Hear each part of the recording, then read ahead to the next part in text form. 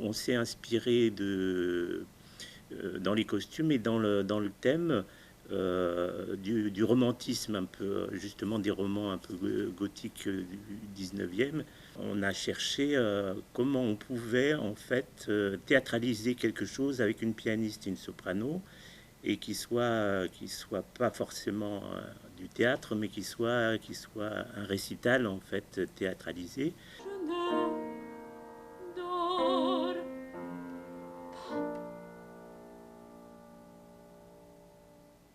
Donc on s'est mis aussi à chercher dans la musique française, la musique classique, des musiques de cette époque et qui traitaient d'un thème que privilégient les gothiques, c'est le thème de la mort et les romantiques en même temps. Notre première idée était de faire quelque chose sur des textes saugrenus, un petit peu spécial, un petit peu bizarre, qui parlent de choses bizarres. Je suis tombé un peu par hasard. C'est un livre que j'avais en fait, que j'avais oublié, qui s'appelle La comédie de la mort de Théophile Gautier.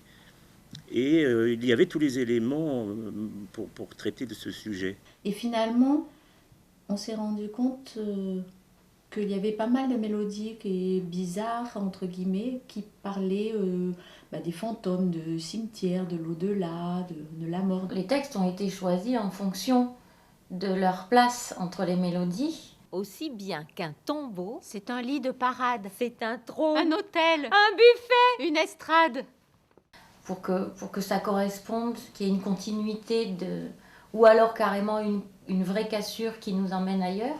C'est un spectacle avec beaucoup d'humour, qui parle à la fois de la mort, de l'au-delà, des fantômes, mais surtout aussi de profiter de la vie tant qu'elle est là. De l'optimisme, de l'espérance, de la confiance, et qu'il ne faut pas en avoir peur. C'est possible qu'il était bleu le ciel et grand l'espoir. Donc on s'est amusé à mettre en situation deux personnages. Donc on ne sait pas si elles sont mortes ou vivantes, ou si elles sont des fantômes. Ça m'évoque le passage du temps et en même temps son mélange. C'est comme si les époques interféraient les unes avec les autres, l'époque présente, l'époque passée, et pourquoi pas aussi une époque future peut-être.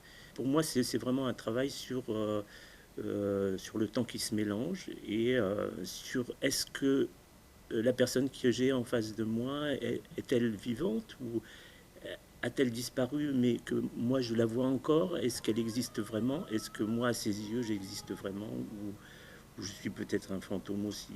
Et là le faire avec la musique, avec cette pianiste et cette soprano, c'est un vrai plaisir parce que on peut aborder en fait tous les thèmes, y compris dans la scénographie, tous ces thèmes-là qui me sont chers. Et vive l'amour et l'égalité.